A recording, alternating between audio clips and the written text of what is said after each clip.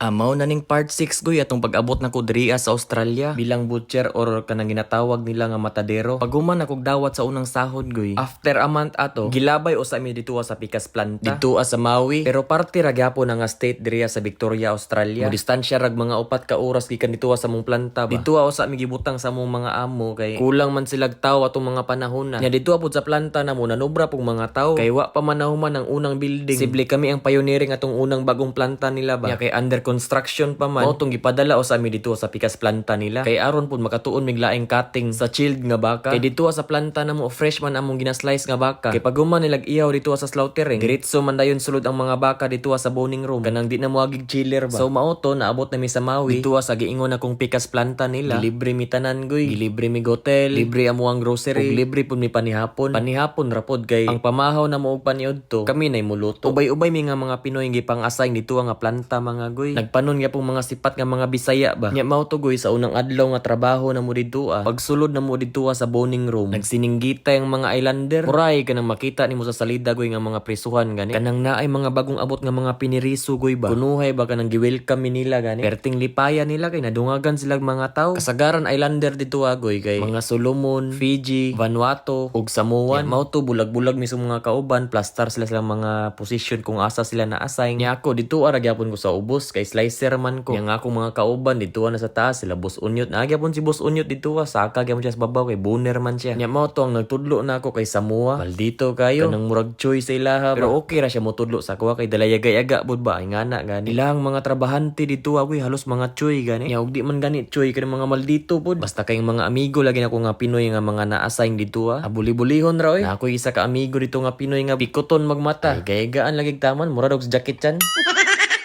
Nya after mga pila ka days mga goy, nawa na ang tigtudlo na ko nga Samoa. Ambot og ato siya kay nawater magkalit. Ang nipulig tudlo na ko duha ka Pinoy. Nya gods kay puro ra na sila mga Bisaya. Si paring Jiv ug si George Reynel. Nya habang gatuon ko giwa-hiwa dito sa ubos goy, kasige gyapon kog hangad sa babaw. Sige og lantaw sa mga buner ba. Haguan ang trabaho nila no, dagko kayong baka. Yang nakaapan pud kay nay buner dito nga Solomon. Sigpang labay karne. Nya mulingi ko, iya kong igayagaan. Papansin ang buang ba. Gawas-gawas niya ang dila, magwaki-waki siyang naong. Kaingon ko sa singan ng tawhana oy.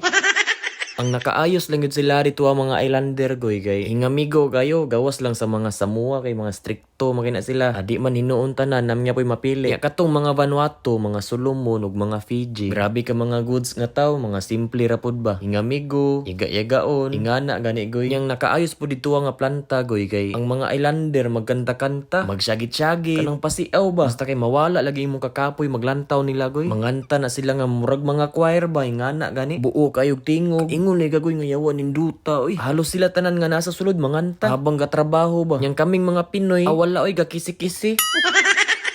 Nya mao to goy gapadayon gyud ko giwa-hiwa sa mga karne dito sa ubos. Nya habang ga-slice ko sa mga karne goy, nakabantay ko nga gasigig lantaw ang duha ka supervisor sa kuha. Ang isa sa mga supervisor ato goy kaila sa kuha. Nya kaila pud ko ato niya kay isa man to siya sa niadto sa Pinas sa una nga nag-grading sa mua habang ga-trade test mi ba. Mao tong gasigi sila ngising duha. Ang isa pud nga supervisor ato goy kay supervisor namo dito sa planta namo. Nya gaduda na gid ko sa duha ba kay gasigi magtisngi, mura mag mga paloy.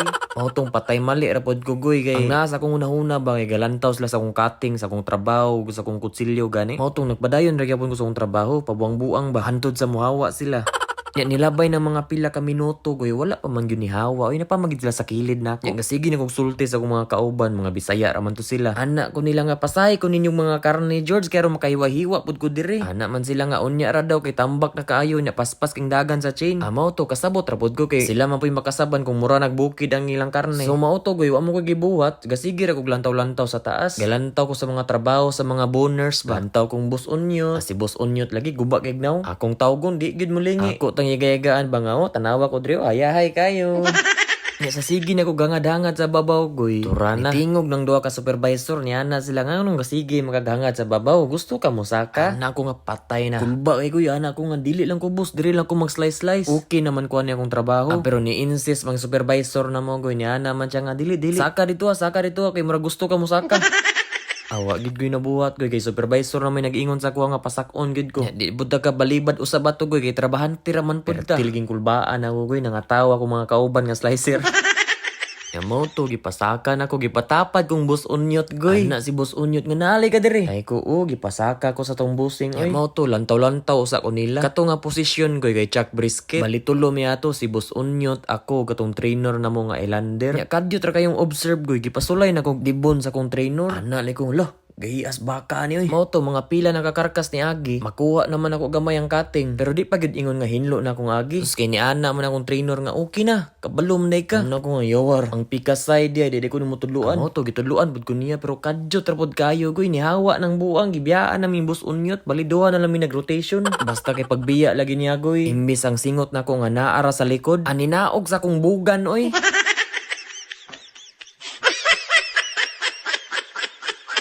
Ya mao tugoy naligo na igog singot. Anak kong Boss Unyot nga boss. Tabangi ko ani kay di kay ko sweeto ani nga side. Adi na mo tabang ang buang koy kay perti ng paspasa sa chin. Anak lagi ko nga patay ko ani ron.